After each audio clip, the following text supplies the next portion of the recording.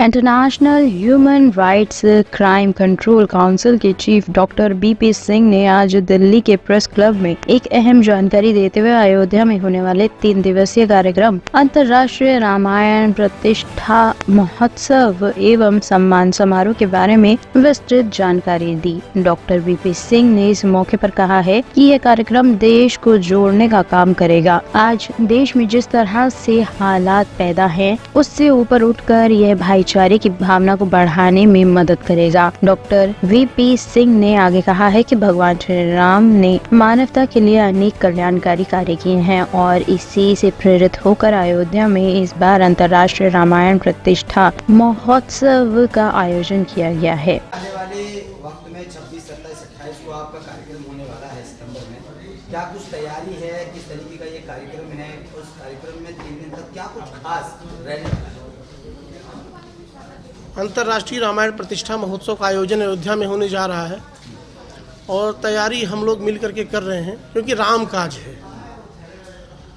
प्रभु के काम को कोई व्यक्ति नहीं कर सकता, एक माध्यम बन सकता है, तो हम माध्यम हैं उसके।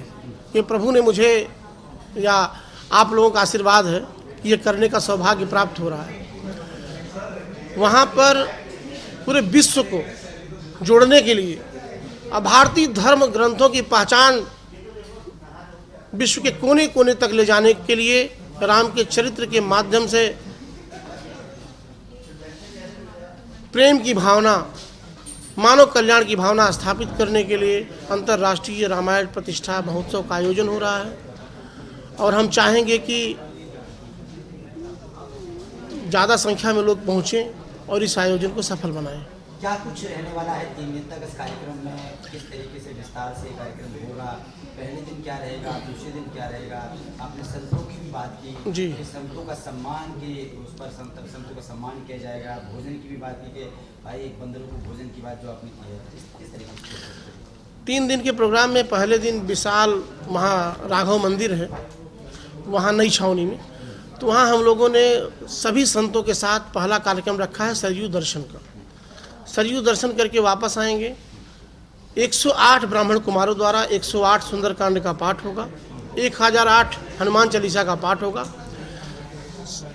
हवन पूजन होगा, प्रसाद वितरण होगा, संतों का भोज होगा, संतों का सम्मान होगा, रामचरितमानस वितरण होगा।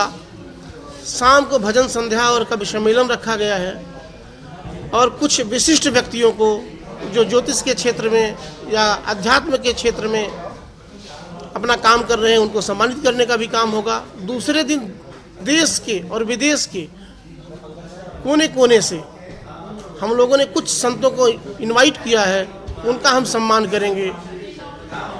अच्छे राष्ट्र नीति का निर्माण हो, क्योंकि हमारा देश बहुत जल्दी विश्वगुरु बने, इसलिए राजनेताओं को भी बुलाया गया है, उनको आमंत्रित किया गया है, उनका भी सम्मान करने का अवसर मिलेगा।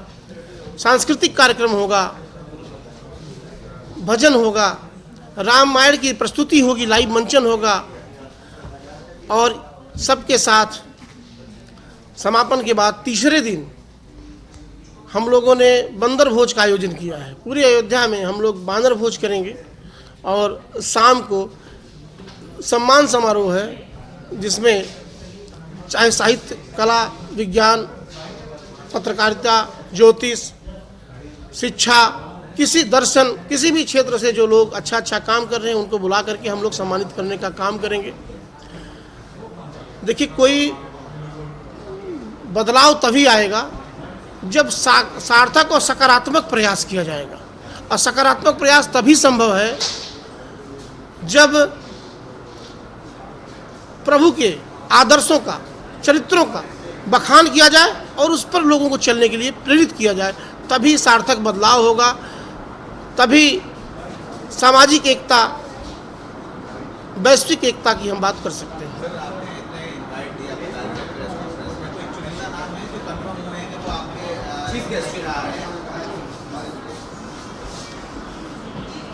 सर, सबने मुझे हाँ बोला है और प्रोटोकॉल के अनुसार लगभग 3 दिन पहले ही कंफर्मेशन आएगा कि कौन कौन लोग आ रहे हैं, तो उसके बाद हम आपको कंफर्म बता पाएंगे कौन लोग आ रहे हैं।